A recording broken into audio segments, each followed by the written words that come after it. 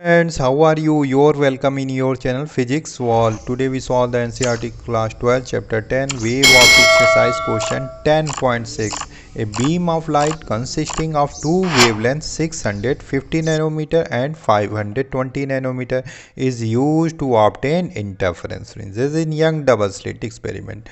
What is the least distance from the central maximum where the bright fringe due to both wavelength coincides? So students, to solve that question, we see that the position of bright fringe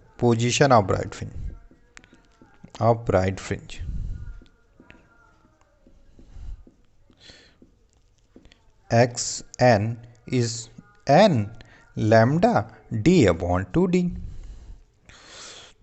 Students, we see that d upon 2d is same for both wavelengths, so position is dependent on the wavelength. So let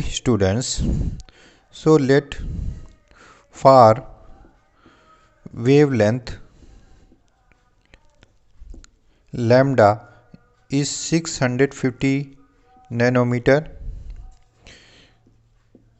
the nth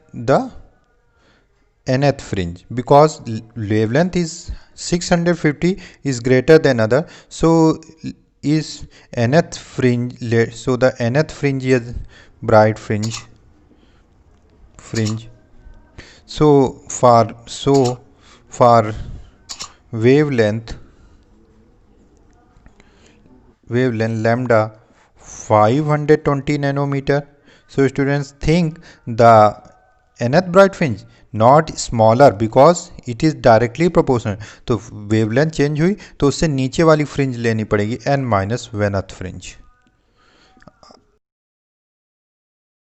Bright fringes coincide both wavelength, so the position will same is, so nth fringe मानी तो n lambda d upon 2d is for 650 nanometre, same as lambda 1 के लिए लिख दीजिए चाहिए तो n minus 1 lambda 2 d upon 2d. Students, तो d upon 2d तो कैंसिल आउट हो जाएंगे, तो n लैम्डा 1 जो आपने मानी थी लैम्डा 1 लैम्डा 2 कर दीजिए, तो 650 गुणे 10 power minus 9 and n minus 1 520 10 power minus 9. Students, 10 power minus 9 also coincide. Also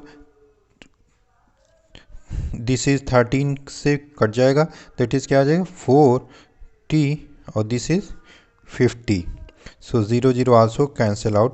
So here 5n equals to क्या आ जाएगा 4n minus 4. So solve that students, तो क्या आ जाएगा n equals to 4. So fourth fringe जो होगी वो क्या करेगी कोइंसाइड करेगी. एन किसके लिए हमने माना है 650 के लिए, तो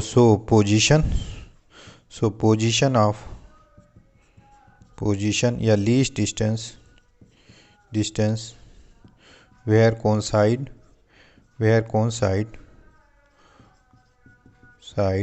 क्या हो जाएगी स्टूडेंट्स, डिस्टेंस x बराबर क्या हो जाएगा फोर्थ फ्रिंज, तो 4 लैम्डा कितना माना है उसके लिए 650, तो 650 नैनोमीटर रखेंगे 10 पावर माइनस 9 और d अपॉन 2d.